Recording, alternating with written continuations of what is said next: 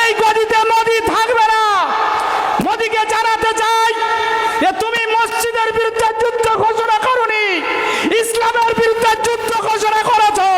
শুধু ইসলামের বিরুদ্ধে যুদ্ধ ঘোষণা করোনি, সংবিধানের বিরুদ্ধে যুদ্ধ ঘোষণা করেছো।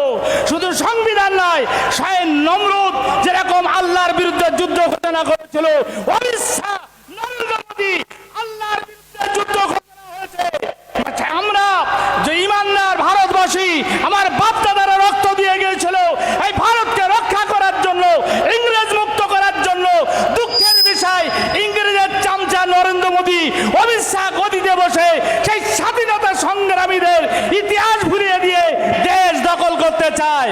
এটা কোনোদিন হবে না যে এই মসজিদ বাঁচানোর জন্য আমরা রক্ত দেবো, আর এই রক্ত এক ফোঁটা ভারতে পড়বে তো এক বইয়ের মধ্যে এই রক্তর মধ্যে দিয়ে নেতাজি সুভাষচন্দ্র তৈরি হবে, আমার মহাত্মা গান্ধী তৈরি হবে, আমার মাওলানা আবুল কালাম আজাদ তৈরি হবে, আমার হোসেন আহমদ মাদানি তৈরি হবে, আমার অলিতে গলিতে যুদ্ধ ঘোষণা হবে।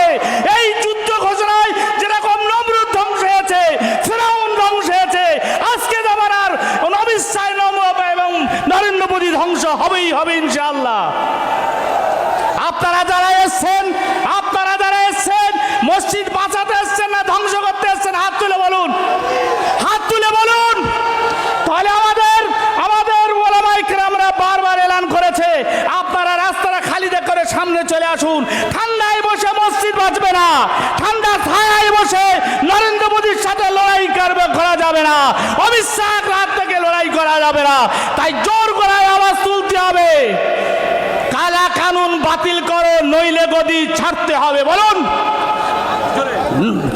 জোরে বলেন, যত আওয়াজ দিল্লি যারা পৌঁছে যায়, অমিত শাহ কালা কানুন বাতিল করো, বাতিল করো, অমিত শাহ কালা কানুন বাতিল করো, বাতিল করো, বাতিল করো, নইলে গদি ছাড়তে হবে, ছাড়তে হবে, ছাড়তে হবে। সেই জন্য অশেষ ধন্যবাদ জানিয়ে এই সভা শেষ পর্যন্ত আমরা থাকবো।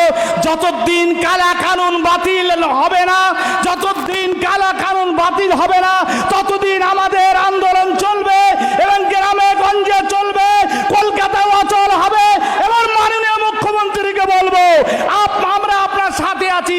যদি আপনি কালা কানুন বাতিল করতে পারেন, আর কালা কানুন যদি বাতিল না করেন, তাহলে আমাদের আন্দোলন সারা ভারতবর্ষে জুড়ে চলবে।